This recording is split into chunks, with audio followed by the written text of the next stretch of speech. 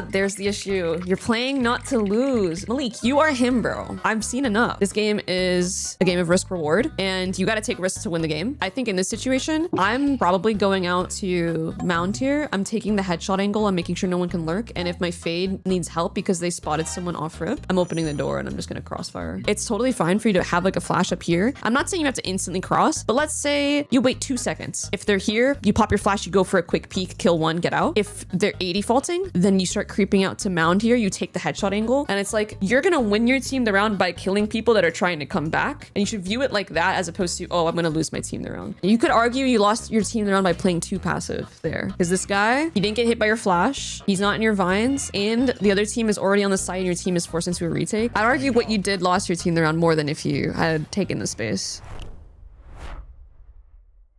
The first thing I do when I load into every game is I look at my comp and the other team's comp. I've already taken a look here. You guys don't have an omen. You're not going to have omen blinds, which means your site executes are going to be a bit more difficult. You can immediately tell when the team is going to rely more on your lurks. And that kind of means you also get to have more agency and get to take more timings, because that's kind of y'all's win condition. You guys have a Reyna who's probably going to be fighting over you for the lurk role, if we're going to be honest with each other. And obviously you are the lurk agent. Your team doesn't have a lot of breaking out of a choke power. They don't have any dive besides the raise. It's going to be kind of difficult to fight for space early. So the other team's comp, they have a jet, so watch out for the op. They have a raise, so that means they have double dive. And they have a killjoy, which means their stall power on sites is a bit stronger, at least better than like Cypher. I like to do personally on Sentinel, love buying a sheriff, whether I'm on killjoy.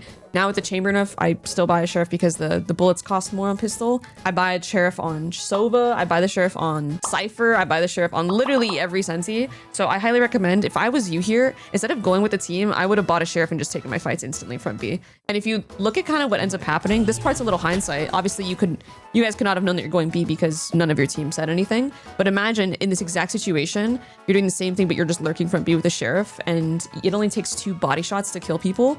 This is something that a lot of Immortals and Radiants are doing now. A lot of people are buying Sheriff. It's like one of the most bought pistols right now in pro play. All the way down again. Yeah, exactly what Betty said. Sheriff round 1, even if my team thinks I'm throwing, you're not throwing. All the pros do it. I would love to be able to buy a Sheriff, but unfortunately on my team, I played a role where I could never be the Sheriff person because my util is really important. But because you're Sensi, you don't need it too much.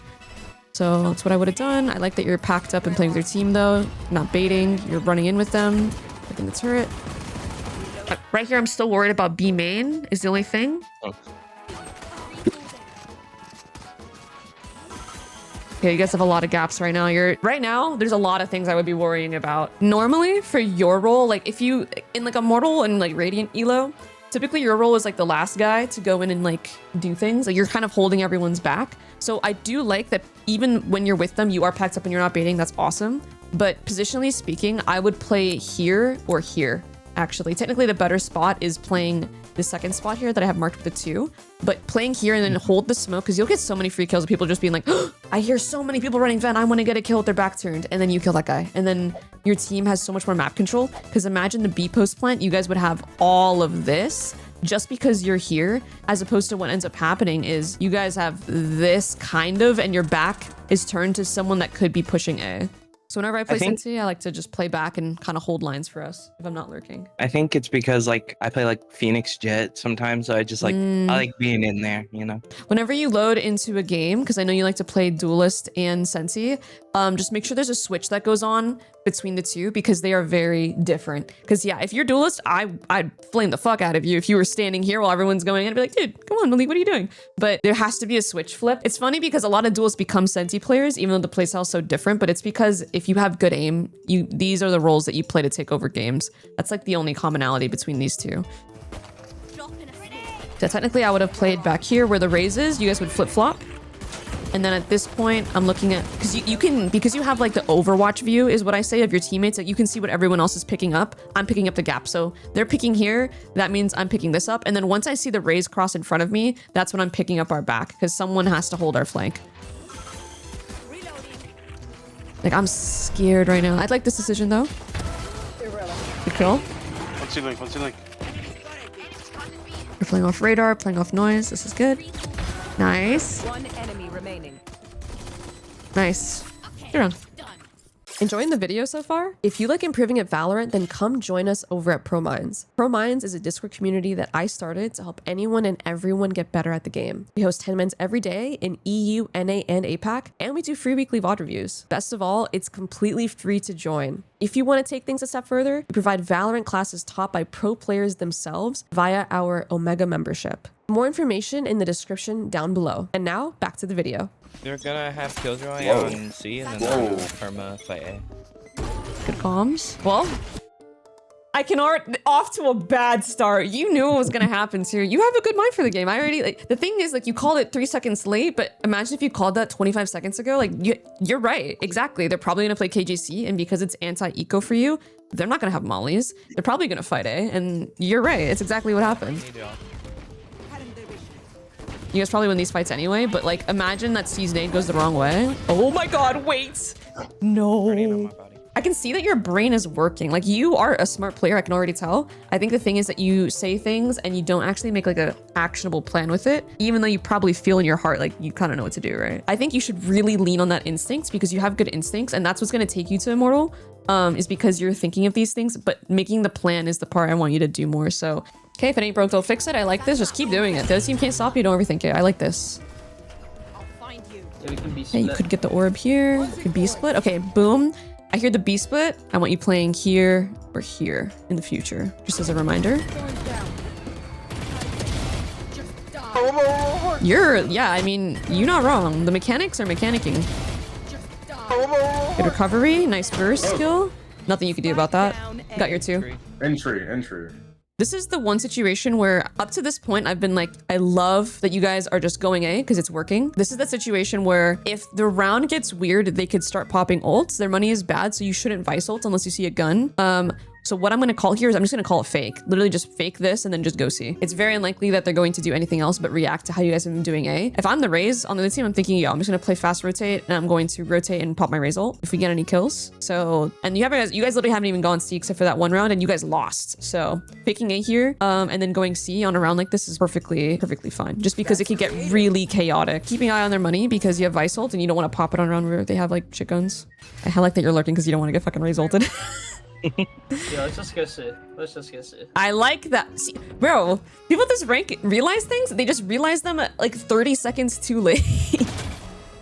This is more of a question than like outright criticism, but I'm thinking like you've seen this turret a couple times.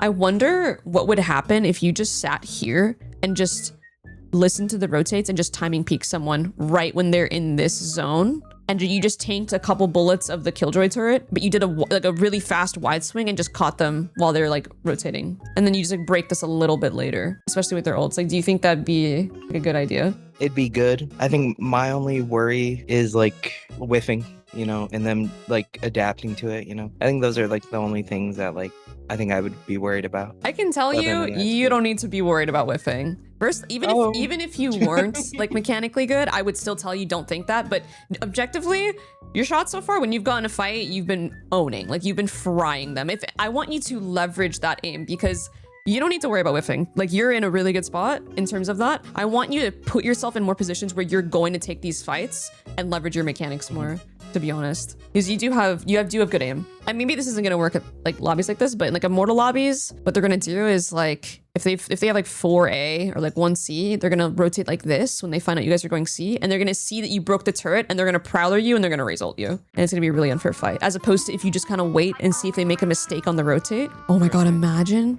Oh, you should peek. Wait, they're so bad. You probably could have peeked and killed one anyway. These guys are so bad. Oh my God.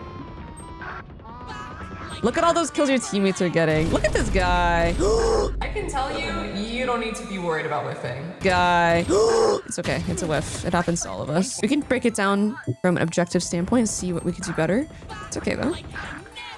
Okay, you see him. I'm gonna play it in slow-mo. I swear I'm not doing this to gag you. We're just gonna objectively see what happens. So let's see. Like shooting his after image. Exactly, yeah. Instead of, you're not reading his movement at all. You're shooting exactly where he is instead of aiming a little bit ahead of where he's gonna be and then just letting your crosshair placement do all the work. I think you also just panicked a bit here, so it's just a bit of panicking, and then you didn't know how to recover after you whiffed. I haven't really had a chance to really see you lurk this game, to be honest, besides the round 2 rounds ago. I was just thinking, like, just go with the team. It's just been working. So Yeah. I haven't really been thinking about it. It honestly was. Okay, now things aren't working. I probably call here, yo, can you guys go see early so I can take my lurk? Fuck it, let's go A again. I mean, they don't have results. Wait, can you drop me? Get out of my way. See what happens. We're kind of naturally going for B. Nice. Clove dead. No clove smokes for tree if your team goes tree. Look the turret. 5v4, I'm backing up here. Nice. How can we go for more? Let's see. It is ranked, so I don't mind it. Okay, let's see how you could have killed the killjoy there. I like that you peeked the off angle peek here. Owned the jet. The killjoy's playing a bit of an off angle. It looks like you did like a W key movement though, right? I kind of like fake cleared it. Yeah. I wasn't ready.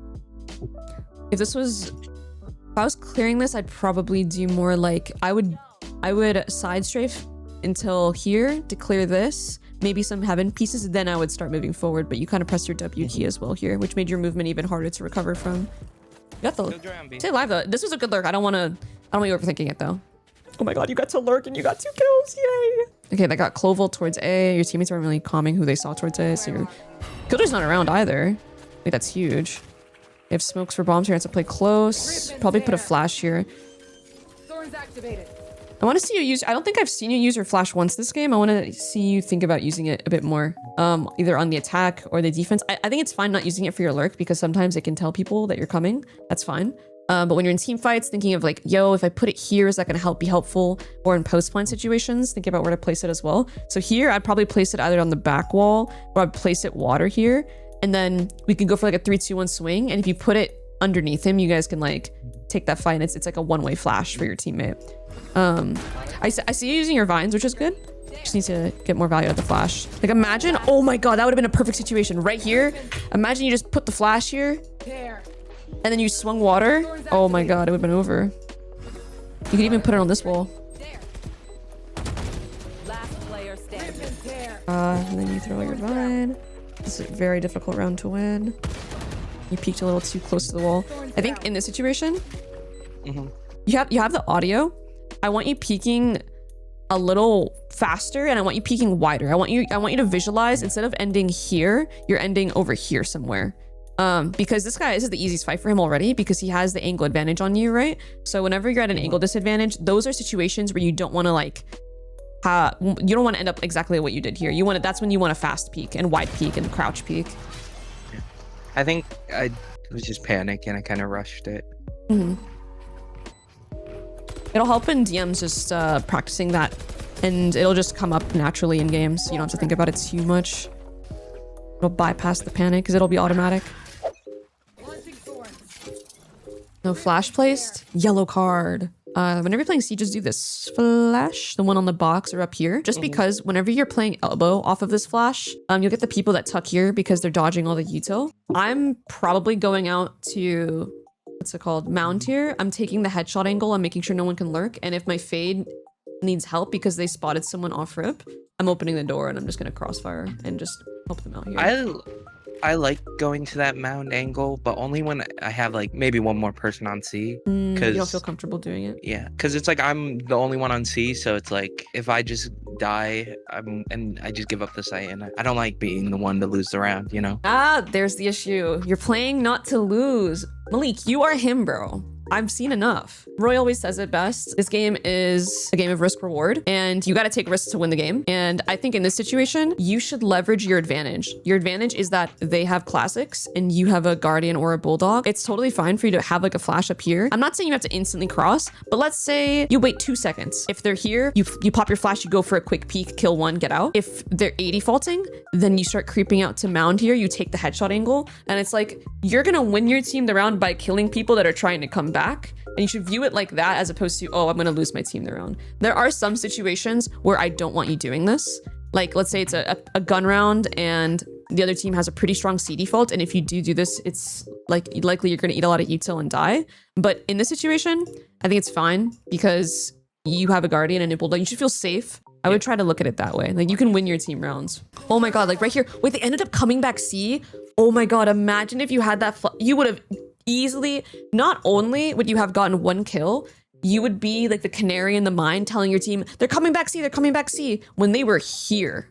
That's like 7 seconds heads up for your teammates. That saves them 7 seconds to get to C and to help you out. But because you're playing here, now the earliest you'll know they're coming C is when they're pretty much already on the bomb site. So you're gonna be forced into a retake situation versus if you have this map control, you would be able to have your teammates playing to flood and make it super difficult for the other team to actually hit the site. So now it's actually more sus now because the other team might get on site, they might plant a bomb, they might farm their orbs, they might get close fights with classics. Oh my God, it's happening. No. You could argue you lost your team round by playing too passive there.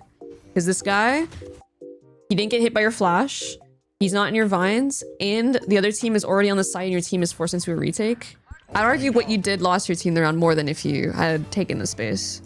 Okay, next time you go into a Lotus game, try this for the first gun round. If you win or lose, if you keep winning, keep doing it. If you lose, I want you doing this setup. And then I want you to go back and get ready to reposition and play elbow. And then get ready to ask your smokes player to smoke this for you. Those are the 2 setups I want you trying in the future. But always start with the first one. Always start with the first one until you're forced to not play it anymore because you're getting owned or the other team is just having good util. And then you could start doing whatever you want. Okay, you guys have been flanking a lot, so this clove is gonna think you're flanking. I would go stairs here, nice. Going stairs and I'm gonna peek this. Ooh, nice. I think I've realized a lot where it's like, if I'm not, I guess, have the best game, I definitely like a little turtle. I just go back in my shell and I just act like I don't know how to play the game. Yeah, this game is honestly 70% mental. The biggest part about Valorant is just keeping your mind in it and not looking at the score necessarily, and that every round is a new round for you to play the game. So what happens last round does not carry over into the next. Think about it, like, just because this happened doesn't change anything. It's just a whiff, everyone whiffs. It happens. You've had some great rounds this game. Bring your mind to that and what you can do better this round. As an IGL, I had no time to think about whiffs or to think about how bad a round happened because, all right, boom, the next round starts. You have 30 seconds. That's honestly not a lot of time to think about all the different things you need to think about to have a successful next round. You should always be thinking, all right, immediately, boom, all right, man, unlucky, mutt, all right, they got this ult, I have this money, not gonna win this round. All right, 4-man fight A. 5v3. Holy fuck, they're getting to just fight a war and you're just like watching the Odyssey. There's nothing you can do. Like 2v2, you're gonna need to peek off your teammate. Well, I'm surprised you don't go stairs. What's your decision to go here instead of stairs this round? Fade, like they can't walk up without Fade seeing them. And I didn't see tree door open. So I didn't like think they were on site already. And like, so I wanted to like get in a position where I'm on site instead of trying to get ahead of the retake and catching them off guard. I see. Okay. I understand why you made that decision. Yeah, you want to catch them off guard. I think in my brain, I'm thinking like, I'm always thinking in ranked how to beat my teammates and connect the plays. In this situation, I would connect my play by getting ready to swing off Fade because he has a play and I can get some money off that. But I understand your thought process. Your thought process makes sense as well, honestly. If anything though, I would get into an even deeper position on site. Like this is like, all right, like imagine you're the attacker. All right, if you don't see them stairs, you're probably looking heaven when you entry, right? But you're probably not expecting the Vyse to be fucking here, especially when you see the Fade here. So I like your thought. I would say commit to your play.